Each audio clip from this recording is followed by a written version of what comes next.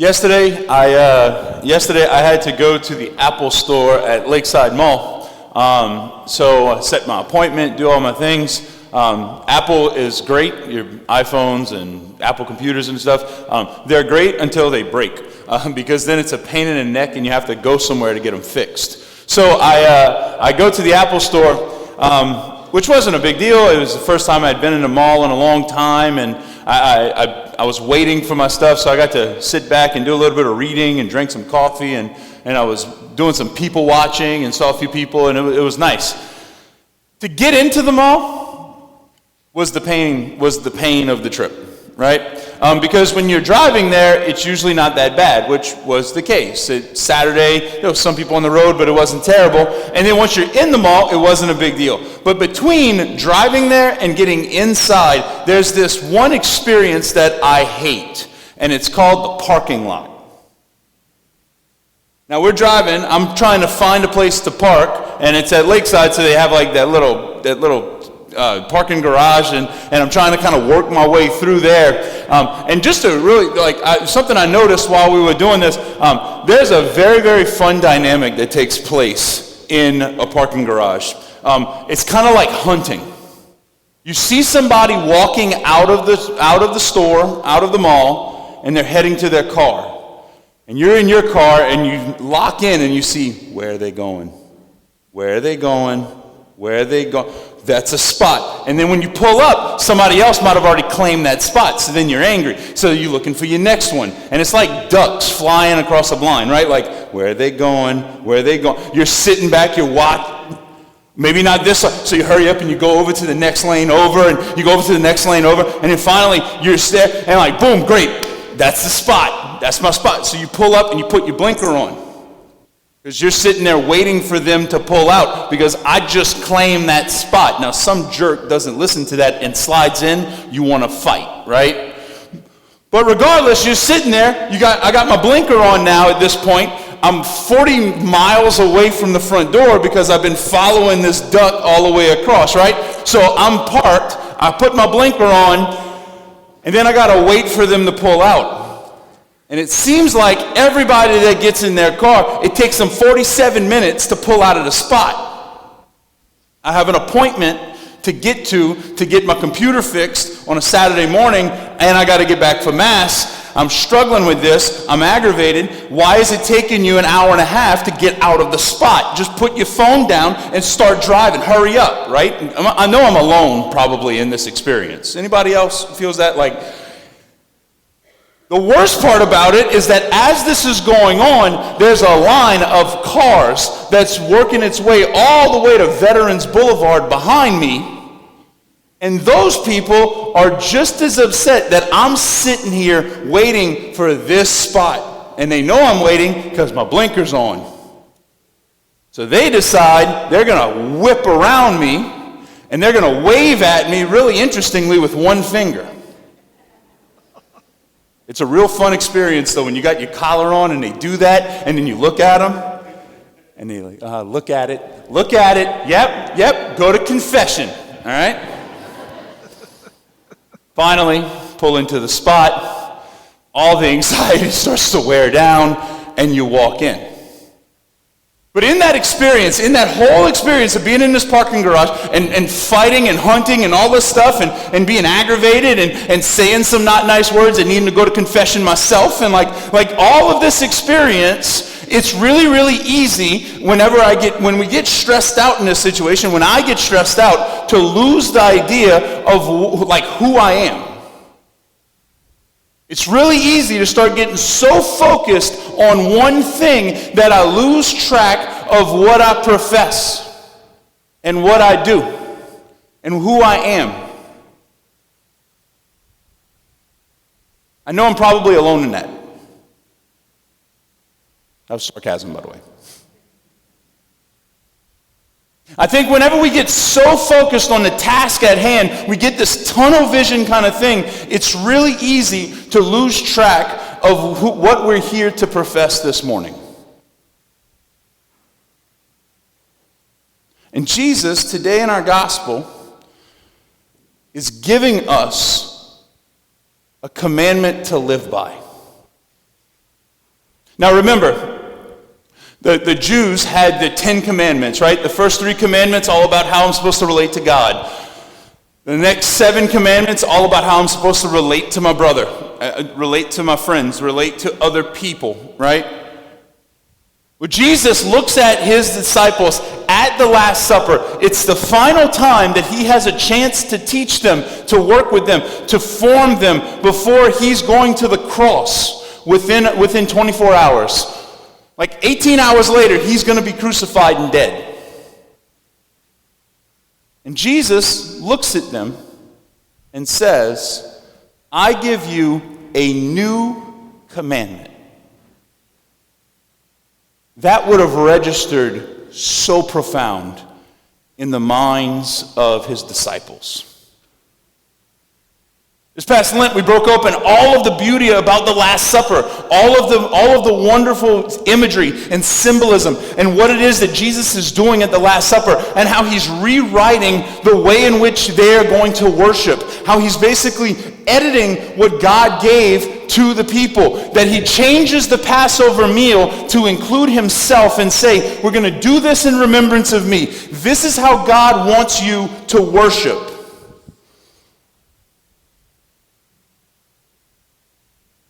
And then after they have dinner, before he goes off, he then says, and if that's how we're going to worship, this is how I want you to live. I give you a new commandment.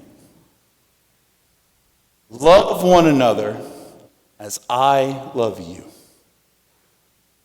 Love one another the way that I love you. Now, one of the things we have to remember is that Holy Thursday, Good Friday, Easter Sunday are meant to be seen as one big event. So when he's saying, love one another as I love you, he's not necessarily saying, love one another and be nice to the outcast, like I was.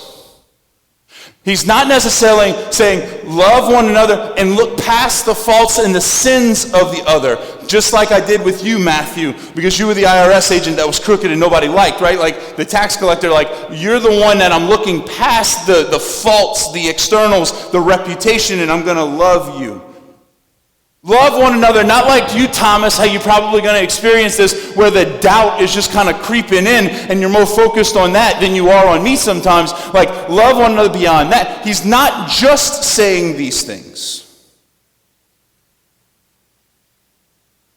Because when he says love, the Greek word he uses for love is one of the 4 Greek words they have for love. And this is the greatest and the biggest. And he's saying, love one another. Be willing to sacrifice for the sake of the other. Will the good of the other.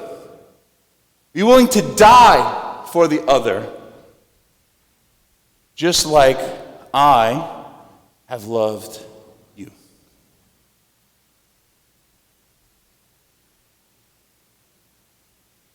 How do we love others? Like, take a moment right now. How is it this week that I have concretely loved another person in a way that I felt it? In a way that I had to sacrifice for it? Because it's not comfortable, oftentimes, to love. Whenever some people are talking about so-and-so, they got like the real good reputation, and oh yeah, she did this, and like, look at what she's doing now, and oh, did you see what she posted on Facebook? Like, It's really hard to swallow a comment and not jump in.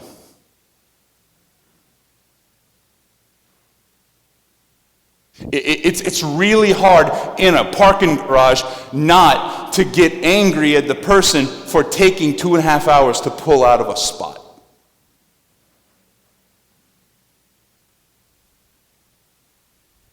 But God is calling us to concretely love. in a way that cost something to us, in a way that we feel it. Parents know what this is like, that I sacrifice sleep for my sick child. You ever had to take care of somebody that was completely and totally dependent on you? You know exactly what this is like. That I'm going to sacrifice my comfort. I'm going to sacrifice my time. I'm going to sacrifice this outing or this thing that I want to do, this commitment, this invitation for the sake of someone else. That's the kind of love Jesus is inviting us into. That's the kind of love that Jesus wants us to make incarnate, make real in the world. And he says, if you do this, you will be my disciple. Like, if you do this, you will communicate to the rest of the world my love for them. You will echo, you will reflect my love for the rest of the world. You will make me present again. When we think about this master-disciple relationship, the easiest way people talk about it is teacher and student. But it's a little bit more than that, because when a disciple is living, there's no question of who their master is. They pick up on their mannerisms. They pick up on the way they live. They pick up on all of who that person is, and it becomes them. And at our baptism, Jesus took hold of our life. God blessed us and made us his disciples, adopted us into a family, and what happens is that we become Jesus to the rest of the world.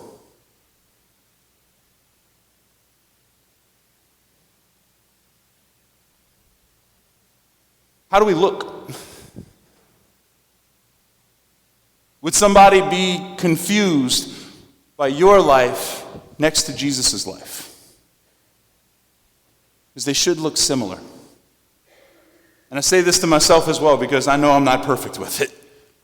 I can be a very, very deformed picture of Jesus most of the time, especially when I'm trying to park at Lakeside Mall.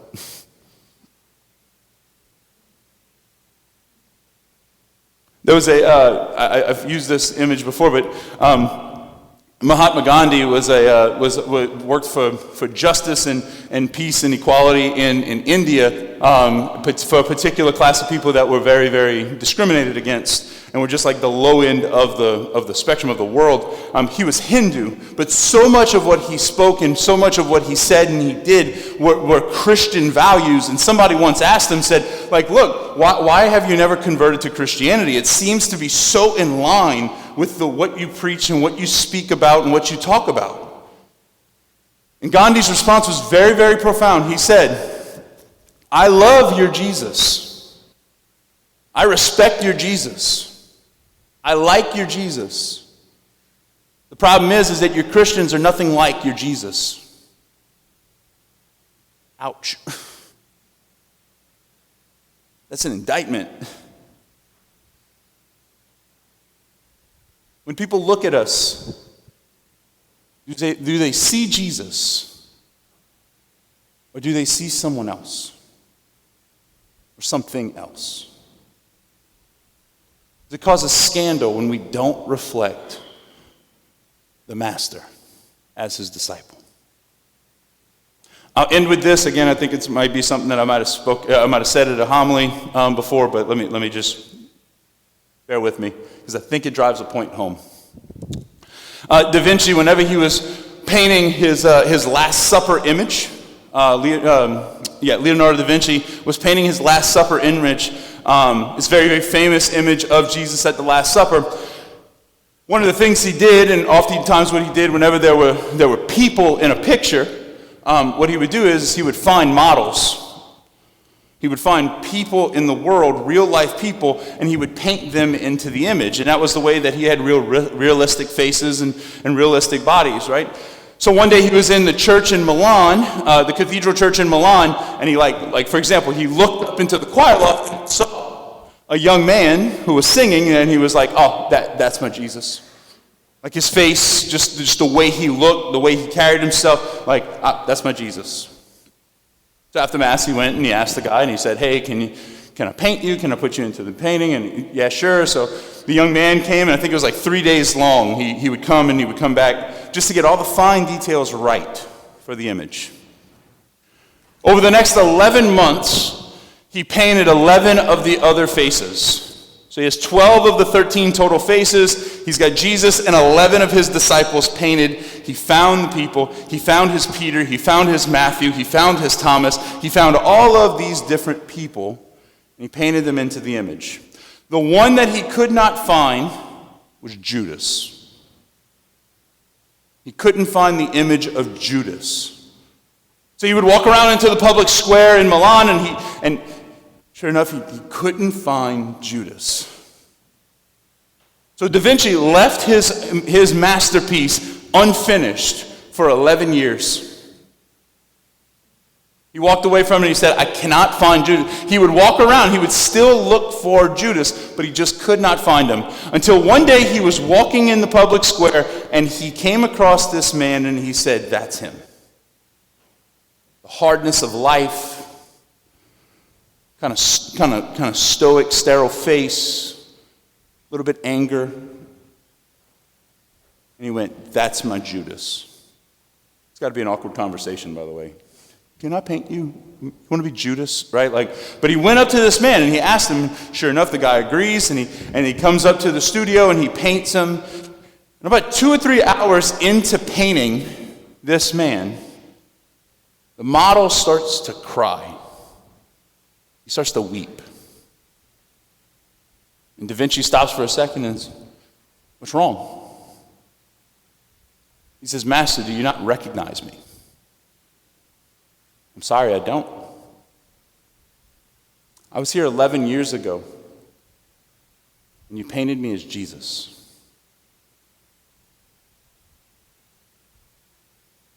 We have the ability to reflect the face of Christ to the rest of the world. We have the ability to reflect the face of Christ to the rest of the world, but that face oftentimes is bloody and suffering, but still at peace and joyful. Or we have the ability to reflect someone else. As we come to this Mass, as we depart today, who is it that we reflect to the rest of the world? Are we living as Jesus' disciples? Are we echoing the voice of someone else? May today we become more like the Master, so that we may more effectively be his disciples.